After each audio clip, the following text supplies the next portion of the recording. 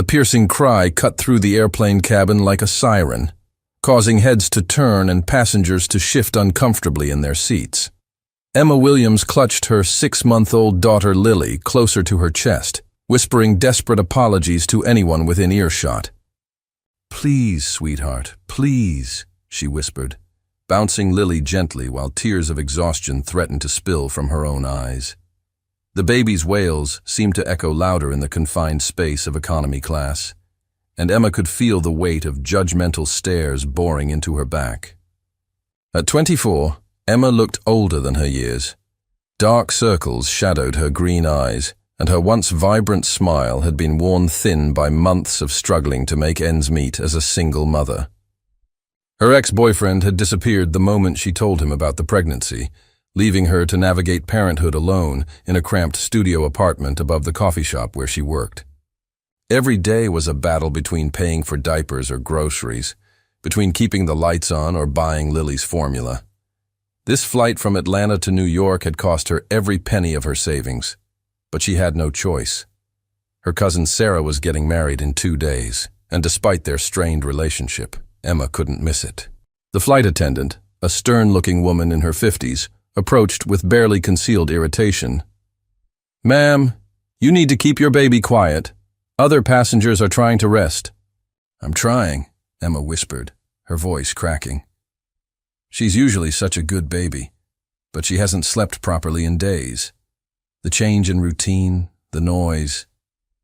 She trailed off, knowing her explanations sounded like excuses. Lily's cries intensified, and Emma noticed several passengers pulling out their phones, likely to record her embarrassment. Her face burned with shame as she realized she was becoming one of those stories people would share online. The inconsiderate mother who ruined everyone's flight. "Maybe you should have thought about that before booking a flight," muttered an elderly man across the aisle, loud enough for her to hear. Emma's eyes filled with tears. She had considered driving, but her old Toyota had broken down 3 weeks ago, and she couldn't afford the repairs. This flight was her only option, booked with money she should have used for next month's rent. Just as she was about to retreat to the airplane bathroom to try calming Lily in private, a gentle voice spoke beside her. "Excuse me, would you mind if I tried something?" Emma looked up to see a man in an expensive-looking navy suit, probably in his early 30s, with kind blue eyes and perfectly styled dark hair. Everything about him screamed wealth and success, from his Italian leather shoes to the platinum watch on his wrist. He was the type of man who belonged in first class, not squeezed into economy seating. Emma stammered, confused by his unexpected offer. "I have experience with babies," he said with a warm smile. "My sister has 3 kids, and I've learned a few tricks over the years. Sometimes a different voice or touch can help. Would you trust me to try?" Emma hesitated. She had learned to be wary of strangers, especially men who showed sudden interest in her and Lily. But something about his demeanor felt genuine, and she was desperate enough to try anything. "Okay," she whispered, carefully transferring Lily into his arms. The moment the baby settled against his shoulder, something magical happened. Within seconds, Lily's cries softened to quiet whimpers, and then to complete silence. The man's large hand moved in gentle circles on her tiny back, and he hummed a soft melody that seemed to work like a lullaby. "How did you—" Emma breathed, amazed by the sudden peace. "Like I said, lots of practice," he replied quietly, continuing his soothing motions. "Sometimes babies just need a change of scenery, or in this case, a change of arms around them." The cabin had settled into grateful quiet. Passengers who had been glaring moments before now watched with curiosity and approval. The flight attendant even smiled as she passed by, nodding appreciatively at the resolved situation. "What's her name?" the man asked, still holding Lily with practiced ease. "Lily," Emma replied, studying his face.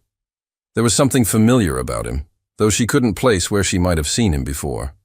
"And I'm Emma. I can't thank you enough for this. I was about to have a complete breakdown." "Nice to meet you both." "I'm Michael," he said, then added with a chuckle, "And don't mention it. We've all been there. Maybe not with a baby, but we've all had those moments where everything feels overwhelming. As Lily drifted toward sleep against Michael's shoulder, Emma found herself relaxing for the first time in days. She watched how naturally he held her daughter, how his expensive suit jacket was now wrinkled and slightly damp from baby drool, yet he didn't seem to care at all. "You're not sitting in economy, are you?" she asked suddenly, realizing he was far too well dressed for their section of the plane. Michael smiled mysteriously. "Let's just say I like to mix things up sometimes. First class can be predictable." There was something in his tone that made Emma wonder if there was more to his story, but she was too grateful and exhausted to press further. "Where are you headed?" Michael asked, gently adjusting Lily's position. "New York. My cousin's wedding," Emma replied, "though I'm starting to wonder if this was a mistake. Sarah and I haven't spoken in 2 years. We had a huge fight when I got pregnant because she thought I was throwing my life away. That's tough. Family relationships can be complicated. She only invited me because her mother, my aunt, guilt-tripped her into it. I don't even know why I'm going, except that she's the only family I have left since my mom died." Michael listened intently, never interrupting or offering empty platitudes. His genuine attention was something Emma hadn't experienced in months.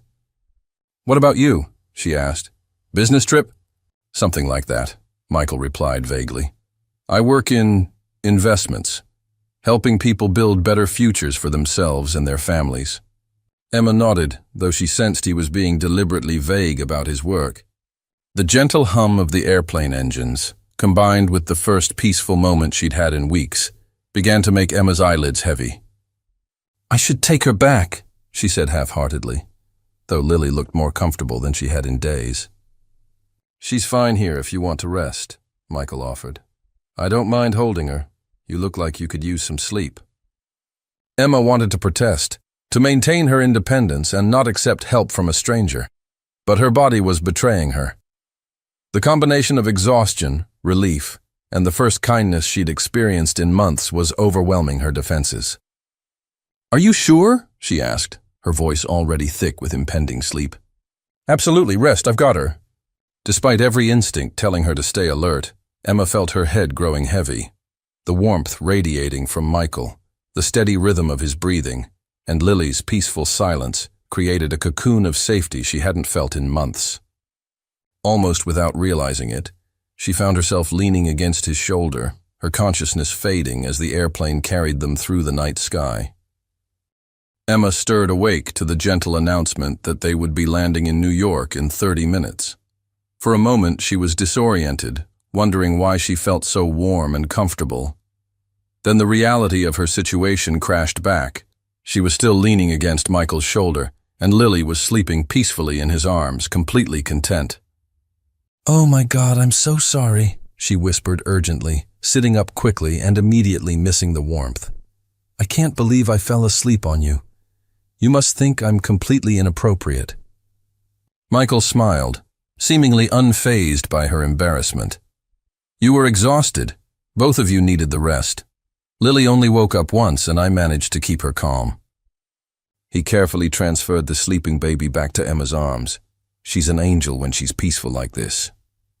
Emma looked down at her daughter's serene face, marveling at how different Lily looked when she wasn't crying from stress and overstimulation. She really is. It's just been so hard lately. Everything feels like it's falling apart, and I'm barely keeping my head above water. The words tumbled out before she could stop them, and Emma immediately regretted the overshare. This stranger didn't need to hear about her problems, no matter how kind he had been. "Want to talk about it?" Michael asked gently, his blue eyes showing genuine concern. "Sometimes it helps to tell someone who's not involved in your situation." Emma hesitated. She had learned to keep her struggles private, partly from pride and partly from the painful experience of people who offered help only to disappear when things got difficult. But something about Michael's demeanor made her feel safe. "I'm a single mom," she began quietly, glancing around to make sure other passengers weren't listening. "Lily's father left when I told him I was pregnant. I work at a coffee shop in Atlanta, pulling double shifts just to afford our tiny apartment. My car broke down, I'm behind on rent, and I used my last savings for this plane ticket because my cousin is getting married." She paused, fighting back tears. "The worst part is, Sarah and I haven't spoken in 2 years. We had a huge fight when I got pregnant because she thought I was throwing my life away. She only invited me because her mother guilt-tripped her into it. I don't even know why I'm going, except that she's the only family I have left since my mom died." Michael listened intently, never interrupting or offering empty platitudes. When she finished, he was quiet for a moment, processing her words. "That takes incredible courage," he said finally. "Raising a child alone, working multiple shifts, and still making the effort to repair a relationship with your cousin. You're stronger than you realize." Emma looked at him skeptically. "You don't know me. For all you know, I could have made terrible choices that led to this situation." "Maybe," Michael acknowledged. "But I've been watching you since we took off. The way you apologize to every passenger, how gently you handle Lily even when you're stressed, the fact that you're going to a wedding where you might not be welcome just because it's family. Those aren't the actions of someone who makes terrible choices. Those are the actions of someone who cares deeply about doing the right thing." His words hit Emma harder than she expected. When was the last time someone had said something genuinely kind about her character? Her ex-boyfriend had constantly criticized her decisions.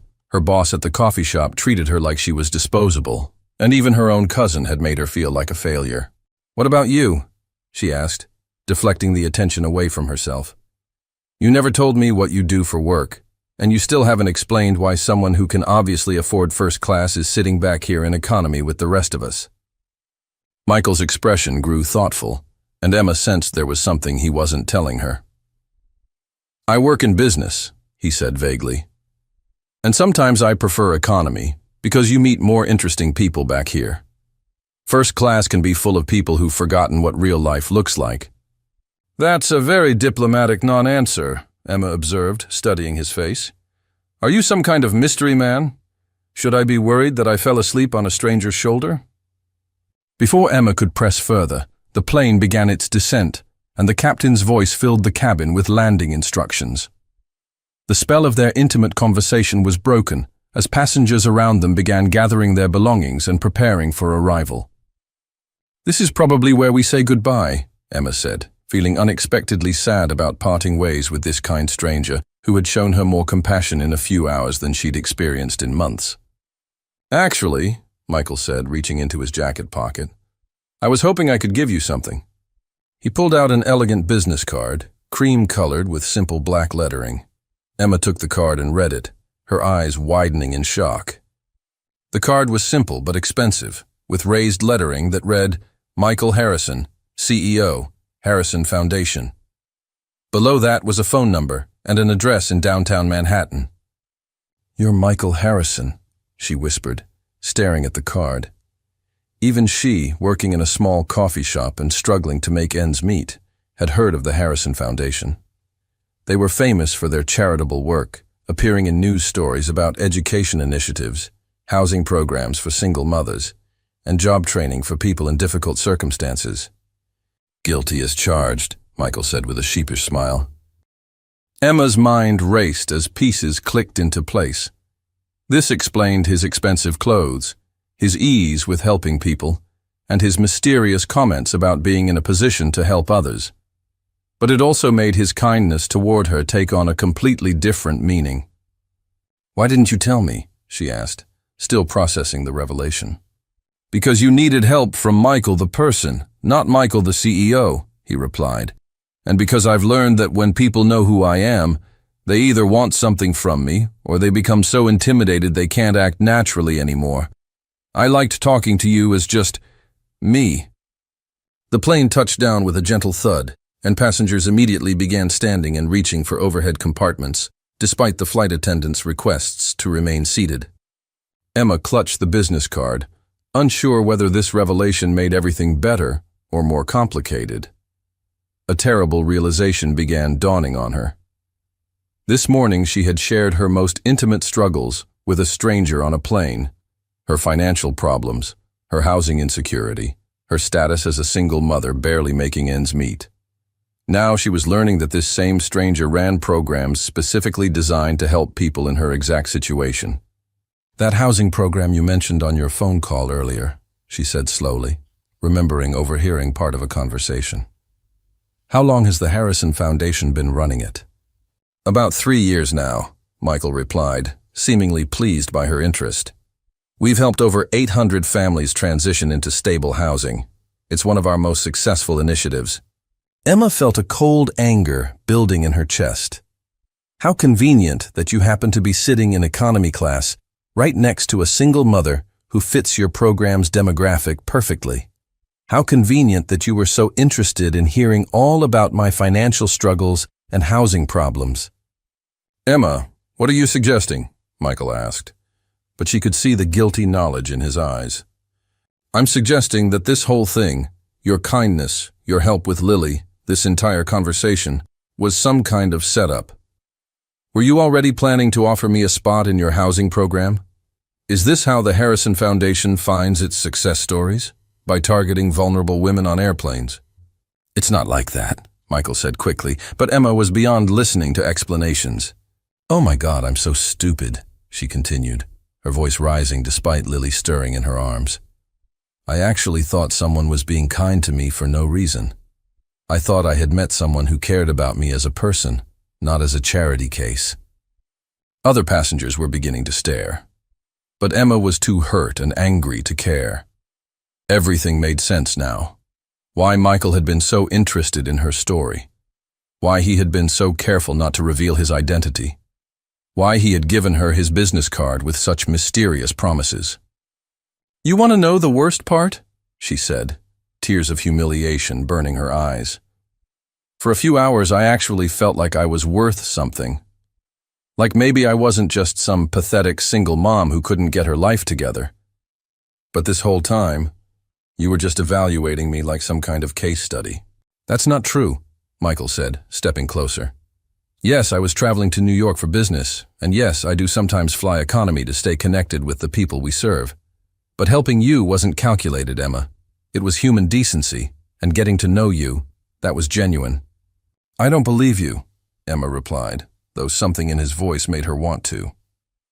"People like you don't just randomly help people like me unless there's something in it for them. What were you planning to do? Follow me to my cousin's wedding and document how your charity changed my life?" Michael ran a hand through his hair, looking genuinely distressed. "I can see how this looks, but you're wrong about my motivations.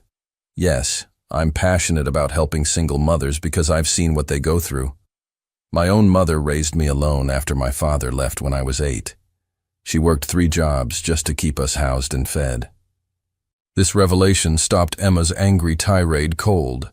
She studied Michael's face, seeing something raw and vulnerable that hadn't been there before. "Every woman we help through our programs reminds me of her," Michael continued quietly. "Of the nights she cried herself to sleep thinking she was failing me. Of the times she went hungry so I could eat. Of the way she held her head high even when the world treated her like she was somehow less worthy because she was raising a child alone."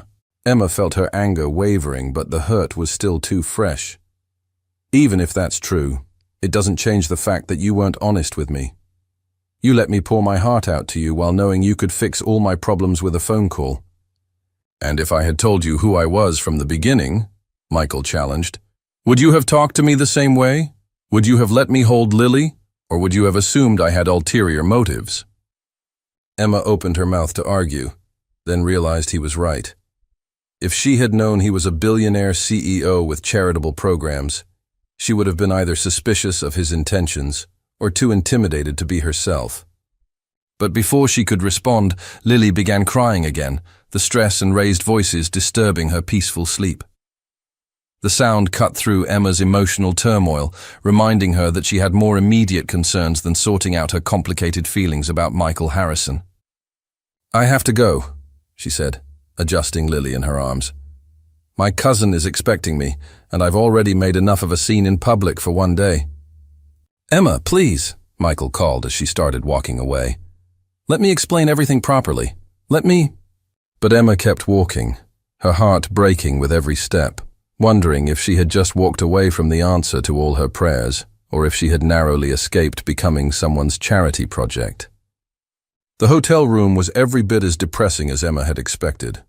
The carpet bore mysterious stains, the heater rattled ominously, and the thin walls meant she could hear every conversation in adjacent rooms. But none of that mattered as much as the ache in her chest from walking away from Michael at the airport 2 days ago. Emma sat on the lumpy bed, trying to fix a run in her only nice dress, a simple black piece she had worn to job interviews and her mother's funeral. Lily lay on the bed beside her, finally content after a difficult night in the unfamiliar environment. Tomorrow was Sarah's wedding, and Emma still hadn't decided if she actually had the courage to show up. Her phone buzzed with a text from her cousin. "Rehearsal dinner is at 7. You're still coming to the wedding tomorrow, right?" The message was polite but distant, carrying none of the warmth Emma remembered from their childhood. She typed and deleted several responses before settling on, "Yes, I'll be there." What she didn't tell Sarah was that she had spent the last 2 days replaying every moment of her conversation with Michael, wondering if she had been completely wrong about his intentions. The hurt was still there, but so was a growing regret that she might have thrown away something genuine because of her own defensive walls. A knock at the door interrupted her brooding. Emma peered through the peephole, expecting to see the motel manager or perhaps a pizza delivery for the wrong room. Instead, she saw Sarah standing in the hallway, looking elegant in a cream-colored coat that probably cost more than Emma's monthly rent. "Sarah," Emma opened the door, shocked. "What are you doing here?" Her cousin stepped inside, surveying the shabby room with barely concealed dismay. "I came to talk to you before tomorrow. We need to clear the air." Emma bristled automatically. "If you're here to tell me I don't belong at your wedding, just save us both the time." "Actually," Sarah said, sitting carefully on the room's single chair, "I'm here to apologize, and to tell you something that might change how you feel about a lot of things." This wasn't the conversation Emma had been expecting. Sarah had always been the successful cousin, the one who went to college, got the good job, married the right man. She had never apologized for anything, especially not to Emma. "2 years ago when we had that fight about your pregnancy," Sarah began, "I said terrible things.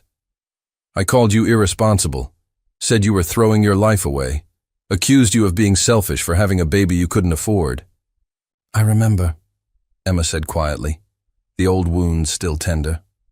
"What you don't know is that I was trying to get pregnant too," Sarah continued, her voice barely above a whisper. "David and I had been trying for months. When I found out you were having Lily, I was so angry because it felt like you got something I wanted so desperately and you didn't even plan for it." Emma stared at her cousin, processing this revelation. "Sarah, I had no idea." "I lost the baby 2 weeks after our fight," Sarah interrupted, tears flowing freely now. "And instead of calling you, instead of apologizing and asking for support, I buried myself in work and wedding planning and pretended everything was fine. I've spent 2 years being angry at you for having what I couldn't keep." The cousins sat in silence for a moment, both crying for different reasons. Emma reached for Sarah's hand, and for the first time in years, her cousin didn't pull away. "I'm so sorry," Emma whispered. "I wish I had known. I wish I could have been there for you." "That's not even the most important thing I came to tell you," Sarah said, wiping her eyes. "Yesterday, a man called my office. He said he was trying to reach you about something urgent, but you weren't answering your phone." Emma's heart stopped. "Michael?" "Michael Harrison, yes. He explained that you two had met on a flight and that there had been some kind of misunderstanding. He asked if I knew how to reach you, and when I told him I was your cousin, he asked if we could meet." "You met with him?" Emma asked, alarmed. "I did. And Emma, you need to know what he told me." Sarah leaned forward earnestly. "He said he's been looking for you for 2 days, not because of any housing program or charity initiative, but because he's in love with you." The words hit Emma like a physical blow. "That's impossible. We knew each other for a few hours." "That's what I told him," Sarah replied. "But then he spent 20 minutes telling me about every detail of your conversation, about how Lily fell asleep in his arms, about how brave and strong you are, about how you made him remember why he started his charitable work in the first place. He wasn't talking like a CEO discussing a program participant, Emma. He was talking like a man who had found something precious and lost it. Emma's mind raced. But the housing program, he explained that too. He was traveling to New York for business, yes, and he does sometimes fly economy to stay connected with the people his programs serve. But helping you wasn't part of some elaborate recruitment scheme. He said he gave you his card because he wanted to see you again, not because he wanted to evaluate you for charity. Then why didn't he just tell me that? Then you'll spend the rest of your life wondering, what if? Sarah replied. And Emma, you're the bravest person I know. You've survived everything life has thrown at you, and you've raised a beautiful daughter while doing it. If you can do all that, you can certainly take a chance on love. Sarah smiled sadly. Because he was afraid you'd think he was trying to buy your affection with money and programs. He said he's dealt with too many people who only saw him as a wallet, and he wanted you to know him as just Michael first. Emma felt her carefully constructed anger crumbling. Even if that's all true, we come from completely different worlds. He's a billionaire CEO, and I'm a single mom who can barely afford this horrible hotel room. That's the other thing, Sarah said, pulling out her phone. He asked me to show you this. She opened a news article from 3 years ago with the headline, Harrison Foundation CEO establishes single mother housing initiative in memory of late mother. Below was a photo of Michael at a ribbon-cutting ceremony, standing next to a modest apartment building. Read the quote, Sarah instructed. Emma read aloud. My mother, Elena Santos Harrison, raised me alone after my father abandoned us when I was 8. She worked 3 jobs to keep us housed and fed, often going hungry herself so I could eat. This program exists because no child should wonder if they'll have a home tomorrow, and no mother should have to choose between feeding her child and paying rent. Santos was his mother's maiden name, Sarah explained. She was a single mother from Atlanta who cleaned offices at night and worked in a factory during the day. Michael grew up in poverty, Emma. He understands your world because he lived it. Emma sank onto the bed, overwhelmed by this new information. Everything she thought she knew about Michael was shifting, revealing a picture of someone who truly understood struggle and chose to help others because of it, not despite it. There's more, Sarah said gently. He's here in New York. He's been staying at the hotel where my reception is tomorrow night. Not because he's trying to intrude, but because he's hoping you'll give him a chance to explain everything properly. He's at your wedding venue. I invited him, Sarah admitted. After hearing his story, after seeing how desperate he was to find you and make things right, I thought maybe this was fate. Maybe you two were supposed to meet, and maybe I was supposed to help fix what got broken. Emma looked down at Lily, who was watching her with bright, curious eyes. Her daughter deserved a father figure who would love and protect her, and Emma deserved someone who saw her as more than just a struggling single mother. What if I'm not brave enough? Emma whispered. What if I'm too scared of getting hurt? Then you'll spend the rest of your life wondering, what if? Sarah replied. And Emma, you're the bravest person I know. You've survived everything life has thrown at you, and you've raised a beautiful daughter while doing it. If you can do all that, you can certainly take a chance on love. The next evening, Emma stood outside the elegant hotel ballroom where Sarah's reception was in full swing. She had borrowed a dress from her cousin, a beautiful emerald green gown that made her feel like someone who belonged in such a fancy place. Lily was upstairs with the hotel babysitter, sleeping peacefully for once. Through the glass doors, Emma could see the celebration inside. Sarah looked radiant in her wedding dress, dancing with her new husband, while guests mingled around elegant tables decorated with white roses and gold accents. And there, at a table near the back, sat Michael in a perfectly tailored black tuxedo, watching the door as if he had been waiting for her all evening. Their eyes met through the glass, and Emma saw something in his expression that took her breath away. It wasn't pity or charity or even simple attraction. It was love. Real, honest, overwhelming love that made her feel seen and valued for exactly who she was. Michael rose from his chair and walked toward the door, never breaking eye contact.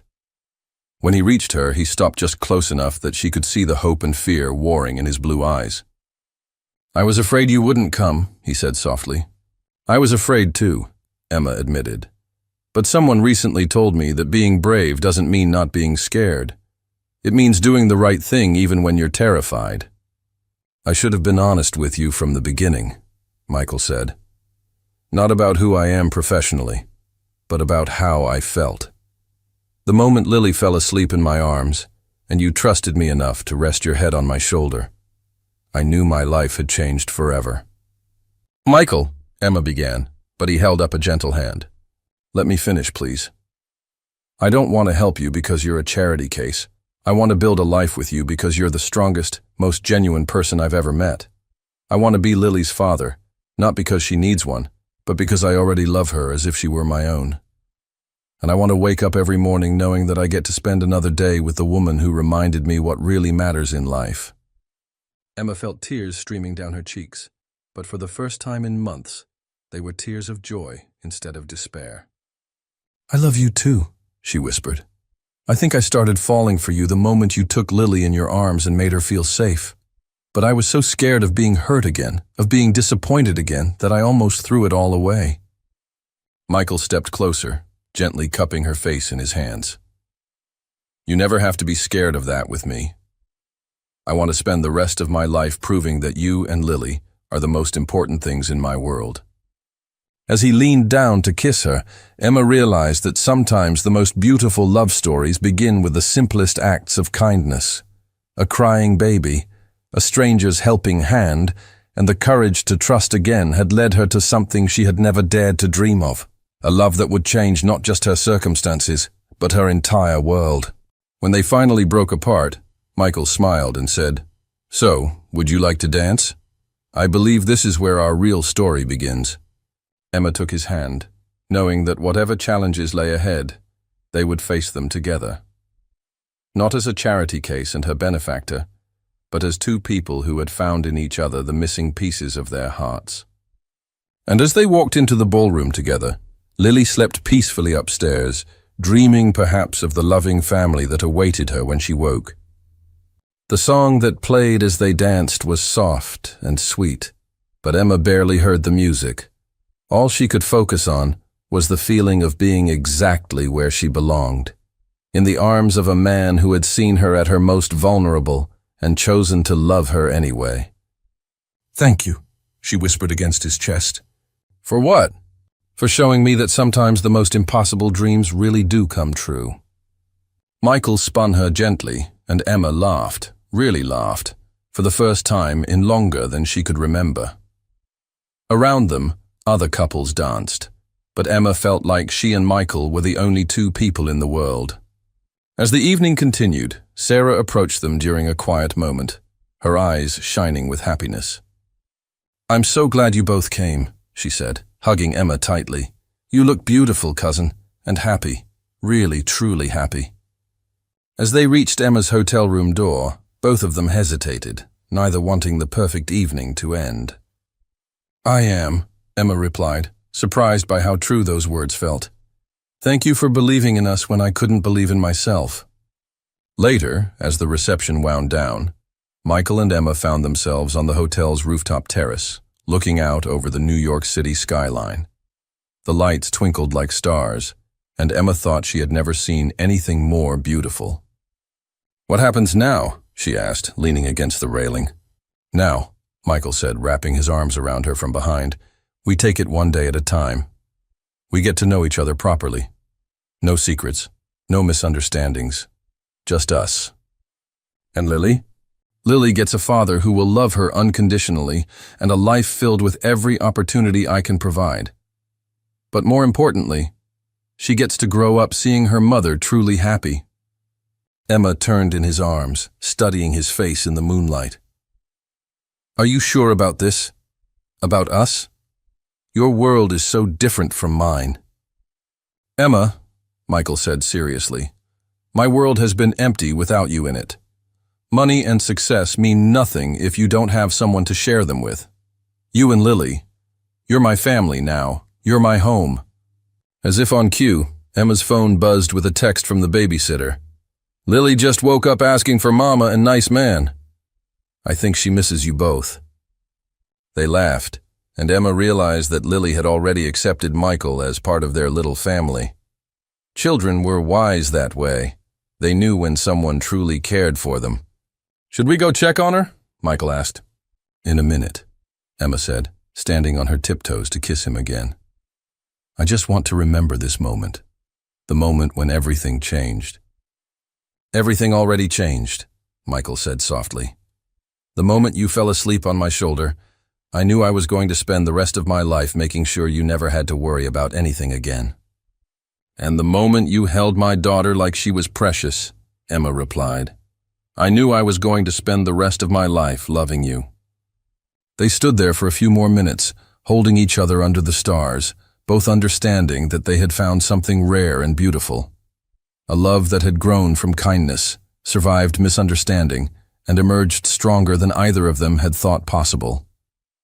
When they finally went upstairs to collect Lily, they found her sitting up in her portable crib, babbling happily to herself. The moment she saw them, her face lit up with pure joy. Mama! She cried, reaching for Emma. But when she noticed Michael, she reached for him too, saying what sounded remarkably like, nice man. Michael's eyes filled with tears as he picked up Lily, and Emma knew that no matter what the future held, they would face it as a family. A family that had been born from an airplane encounter, nurtured by kindness, and sealed with a love that would last forever. As they walked back to their hotel rooms, now adjacent rather than separate, Emma reflected on how much her life had changed in just a few days. She had boarded that plane feeling hopeless and alone. She was ending the night with a partner who loved her and a future full of possibilities. Sweet dreams, my love, Michael whispered as he gently placed Lily in her crib. The baby settled immediately, as if she knew she was finally safe and surrounded by people who would always protect her. Emma watched from the doorway, her heart full in a way she had never experienced before. This moment, Michael tucking her daughter into bed like he had been doing it her whole life, felt more intimate than any grand romantic gesture ever could. She trusts you completely, Emma said softly as they stepped into the hallway. Children have good instincts, Michael replied, taking her hand. They know when someone truly cares about them. Michael, Emma said, I need you to know something.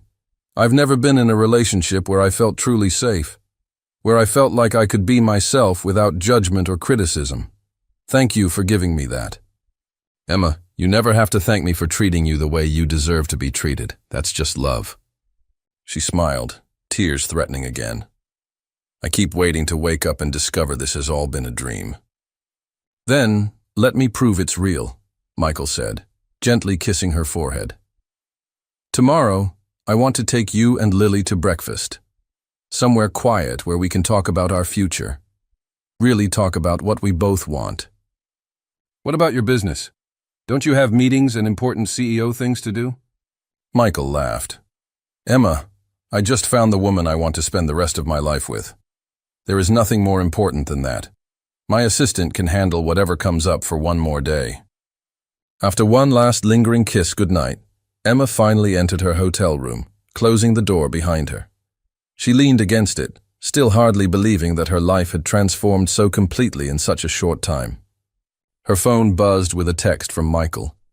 Thank you for giving me a second chance. You and Lily are the best things that have ever happened to me.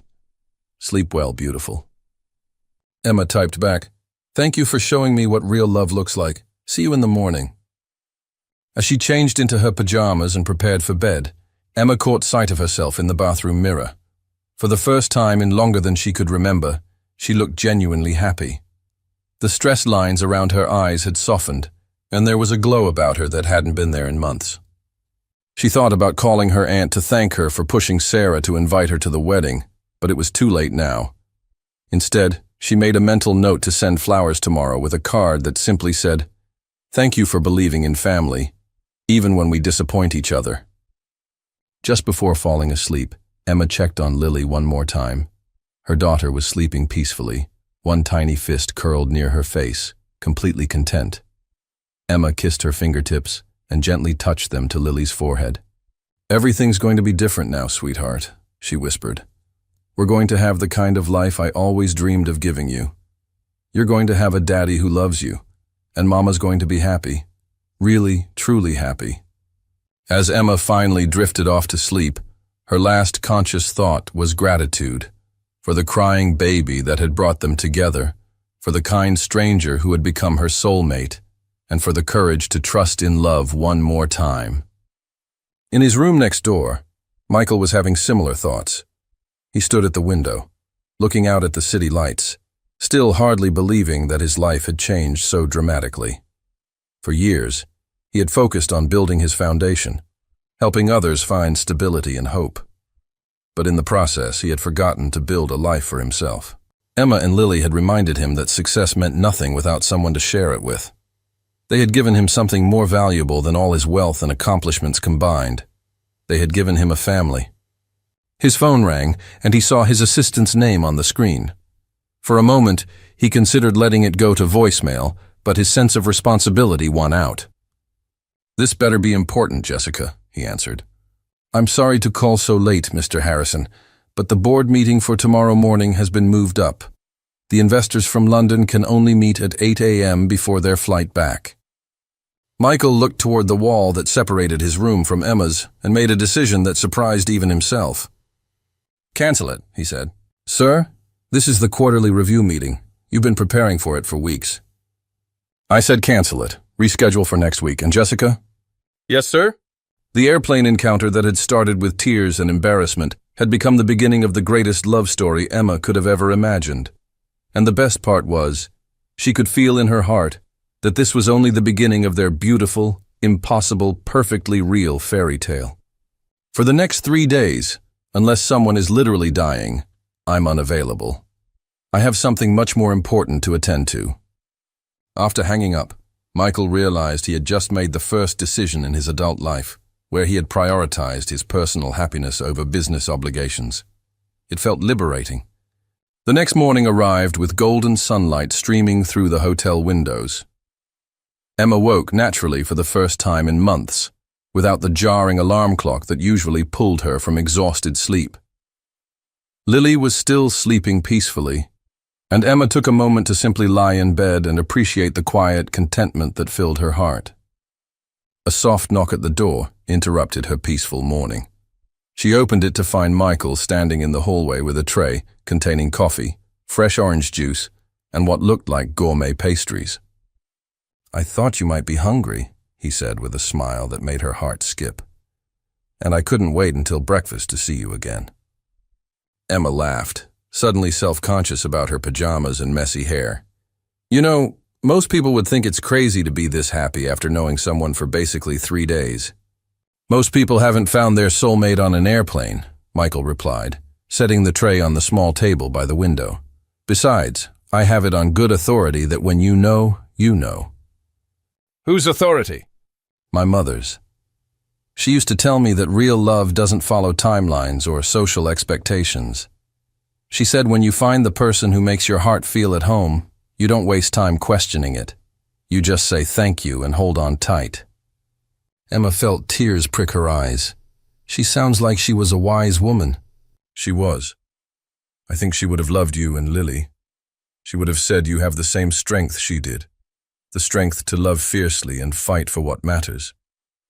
As if summoned by their conversation, Lily began stirring in her crib, making the soft sounds that indicated she was waking up happy rather than distressed. "Someone's ready to start the day," Emma said, going to lift her daughter. "Morning, beautiful girl," Michael said to Lily, who immediately reached for him with a delighted babble.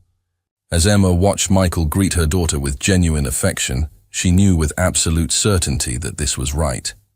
This was the family she had always dreamed of but never dared to hope for. "So," she said, settling beside Michael with Lily on her lap, "what's the plan for today?" "First, breakfast somewhere Lily can make all the noise she wants without anyone judging us. Then, I thought we could walk through Central Park. And then—" Michael paused, looking suddenly nervous. Then what? Then I'd like to take you and Lily to see something. Something that might help you understand what our future could look like together. Emma studied his face, seeing excitement mixed with vulnerability. Michael Harrison, are you planning to surprise me again? Maybe, he said with a grin. But this time I promise it's a good surprise. One that I hope will show you just how serious I am about building a life with you. As they shared breakfast while Lily played contentedly with a set of hotel spoons that fascinated her far more than any expensive toy ever could, Emma realized that this was what happiness felt like. Not the desperate, fleeting moments of relief she had grown accustomed to, but deep, steady contentment mixed with excitement for the future. I love you, she said suddenly, the words spilling out before she could second-guess them. Michael's face lit up with joy. I love you too, both of you, more than I ever thought possible. And as Lily clapped her hands together as if applauding their declaration, Emma knew that their story was just beginning. Whatever surprises Michael had planned, whatever challenges lay ahead, they would face them together. As a family built on love, trust, and the kind of deep connection that could survive anything life threw at them.